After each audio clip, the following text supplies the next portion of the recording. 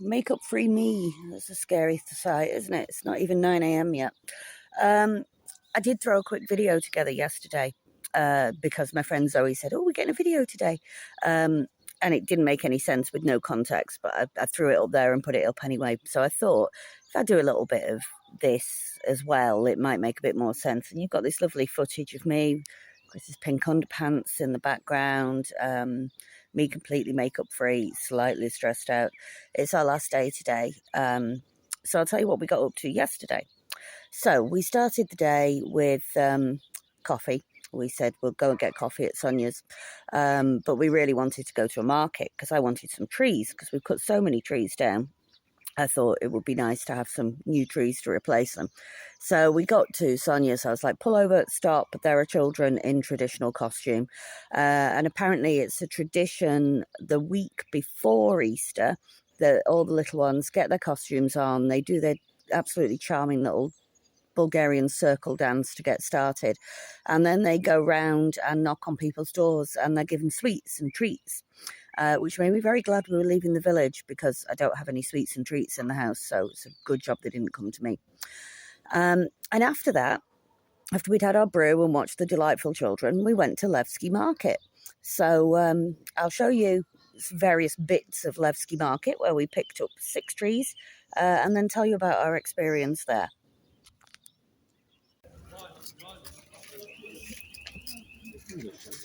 There's no stopping Chris now. He's found a thing shop.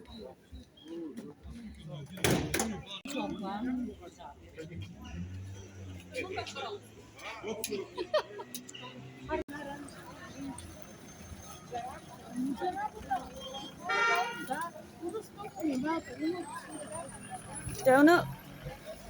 No? No. Trees?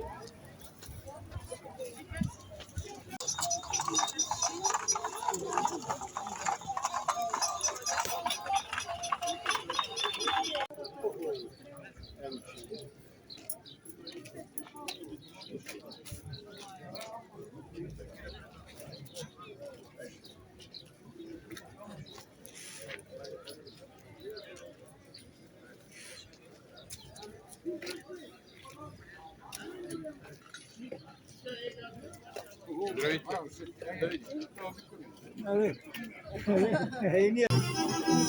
see, what you need to do is you attach a little trailer to the back and then you just ride around on it. You drag me at the back behind you. No?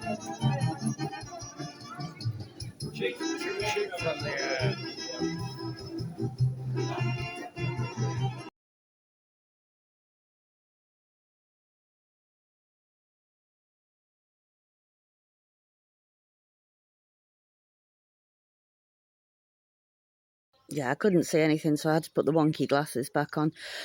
Yeah, so Levski is a little town. It's about 25 minutes away, maybe half an hour away from here. It's not my favourite place in the world. It's quite industrialised. I've only been there once, and that was to go to the Pretty factory to buy my Pechka.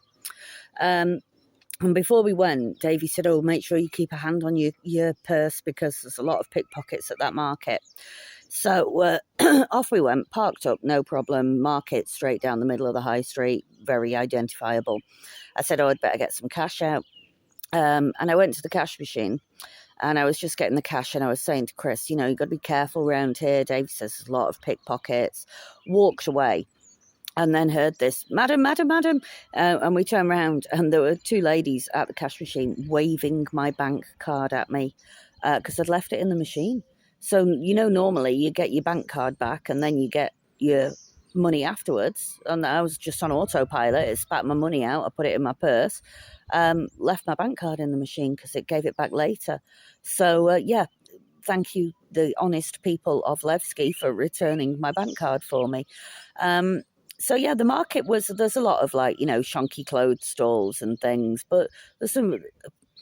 Bulgarians will sell anything. So there were places selling new stuff, like garden equipment and things. And there's a lot of garden equipment shops as well in Levski. And there was food, like, and vegetables and produce and stuff. But there was also people just like had second, third, fourth hand stuff just laid out on the road and people picking their way through it. And Chris he bought some firm gloves for both of us so that the bastard trees won't spike us anymore. But the fella there was trying desperately to sell him this enormous petrol strimmer. I was like, we can't afford that right now. And then he spotted the rotavators that were nearly 1,000 lev. I was like, no, we're not having one of those yet either, although we will need one at one point. Yeah, so it was an interesting market, and all the way around I was going, I need seed potatoes. I just want to try some seed potatoes. And eventually we found the one person who was selling them, but he would only sell them by the crate. So we came home with like 8.5 kilos of seed potatoes. So we've put some in our potato grave. And Chris has dug a few channels out. He's got a few more to do today. And we've distributed some to Colin and Susanna, and got some ready for James and Tina as well, because there's just so many potatoes. And I picked up 2 almond trees, 2 nectarines, a peach, and a golden delicious apple tree, which they look quite big in the market, but when I've got them home and planted them, compared to like actual trees, they're just sticks in the ground. But I'm going to come back in about 10 years and see if they've produced any fruit for me. So yeah, we spent the afternoon gardening, digging various potatoy things out and planting trees, and then we went to Colin and Susanna's. Colin and Susanna live in an absolutely delightful, they live right over the other side of the village. And, villages are rural anyway and farming communities, but oh my God, it's so farmy. And there were just goats everywhere. So I didn't get much film because, it's rude to go around other people's houses filming.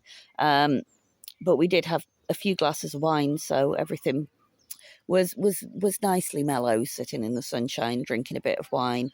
And a goat tried to eat my shoes on the way back. So here's some pictures of goats. Think, what a shame I don't speak enough Bulgarian to tell him I didn't want 8 kilos of seed potatoes. Right, so I've got 8 kilos of seed potatoes and this space to put them in. This is not going to work. This is our idea of a day off. We're not planting it. We're not chopping down any trees. We're planting some. Is that a potato? Did I miss one last summer? I need to go and show Magda. Yay, it's good. We'll have that for our tea. Where? Oh, that's only a tiny one. Spud. Oh, there we go. Now dig this over and get some of our 8 kilos of potato seeds in. We've managed to give some away to some friends, thankfully.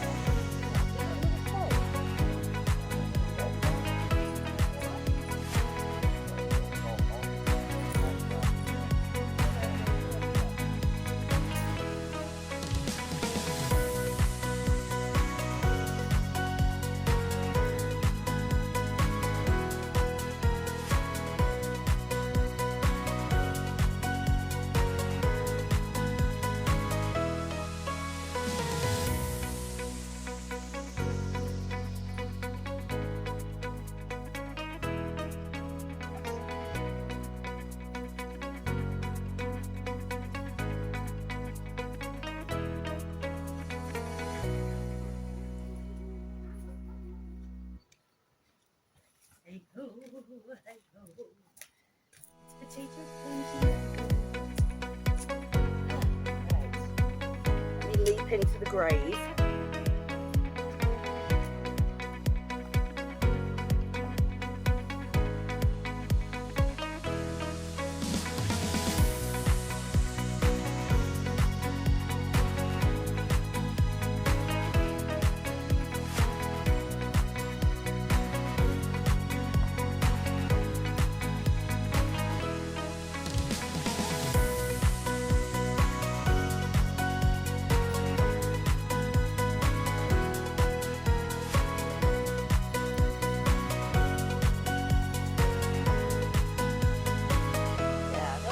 I'll be able to fit 8.5 kilos into the grave.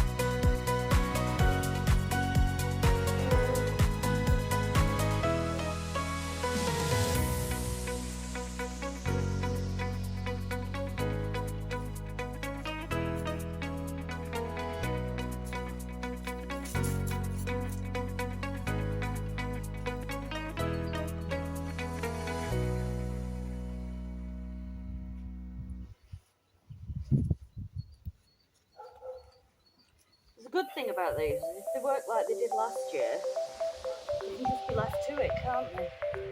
Oh, found another potato.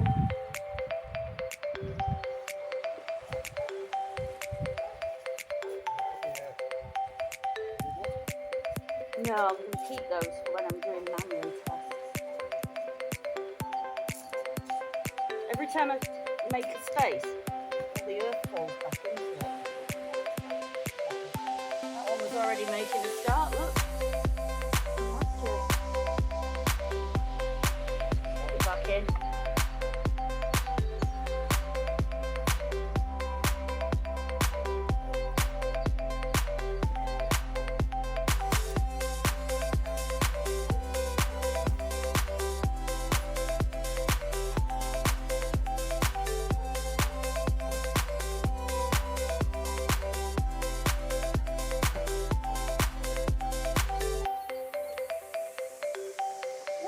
Like this in England. They just grow sprouts in England. They don't start growing spuds when they show them. I wondered what that was I just hit. Well.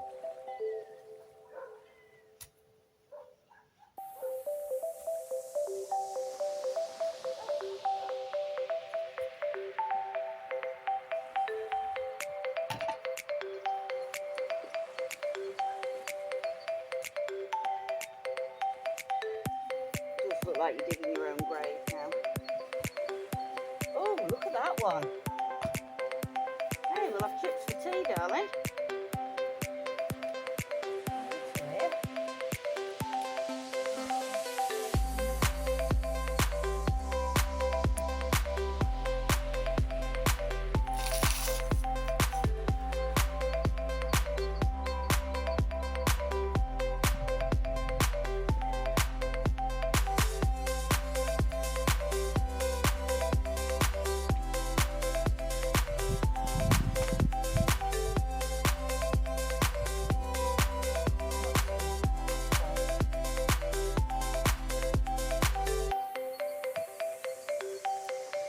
Rows in. So we'll put 4 rows in here and our grave. And Chris is just clearing things now so that we can put our lovely, lovely trees in. I love trees. They make me so happy. So, you know, this is a nice thing to do because it feels like, you know, after 2 years, we're actually doing something with it. We've been here before and it's either, we've always done things, but we've not really planted. And planting is a joy to me. I've put my rosemary in and given it a water. And Chris is all the way down there just clearing the end of the garden. I've put 2 carrier bags of seed potatoes together for James and Tina, and Colin and Susanna. Still got loads left, so I'll have to do those tomorrow. And here are my beautiful, beautiful trees. Look at them, they're so small and tree-ish. They came home on my knee from Levski. So we've got 2 almonds, because you need a male and female. 2 nectarines, because we like nectarines. A peach and a golden delicious apple. And I was just saying to Chris, Yosif's trying to find out whether next door's plot might ever be for sale. And I can never have enough land. And I was just saying that it's perfect, that slope. I can just clear the lot and have a proper orchard like Magda's got up there.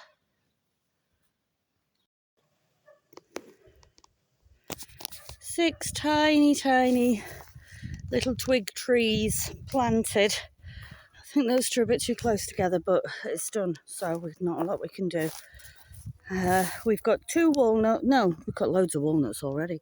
2 almond, 2 peach, no, 1 peach, a nectarine, and an apple. Not sure which is which. Should have asked him to put labels on them. And we ran out of space because we're trying to keep them apart. So one of them's just around there. But it can still talk to its friend. It's fine.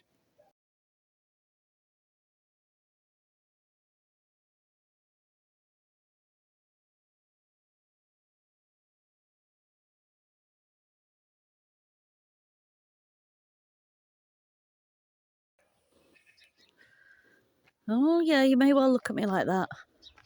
Oh, these goats. Baby goats. Hello, baby goats. Hey, baby, come here. Oh, look, it's coming to see me. Hello, darling. Hello. Oh. Oh, you're so pretty. Hello, little goat. Hello. Oh, it's a little goat and it likes me. Don't eat my shoes. I don't think this is going to work because that river is not moving. 1, 2, 3. Yeah, yours is sunk and mine's stuck in. And pretty much that's it, apart from the fact that we could be stuck here forever. There are worse places to be stuck because we've got a slow puncture. So we left the car on the side of the road near Colin and Susanna's, got back to it just to check it. We weren't going to drive it because we'd had some wine. And the back tyre is completely flat. It's gone. And we've no idea what to do about it because it's this fancy arse mini 4x4 thing. We can't get in, you know, the boot underneath. We can't get in there to see if there's a spare tyre. George Googled the instructions because ours are in Italian. And it said that you can't use the spare tyre at more than 50 miles an hour for more than 70 miles. And we've got like nearly 300 kilometres to go back to the airport. So we've left it by the Stork's Nest and walked back up. I've WhatsApped the car rental company. We got blagged into buying their full insurance. So in theory, they should help us. But we literally have to be at the airport at 4:30 a.m. tomorrow morning. So if we don't see you again, it's because we're hiding out in a rural village with no intention of ever going back to anywhere else because we've got a flat tyre. So that's it. Yeah, we'll let you know how that goes.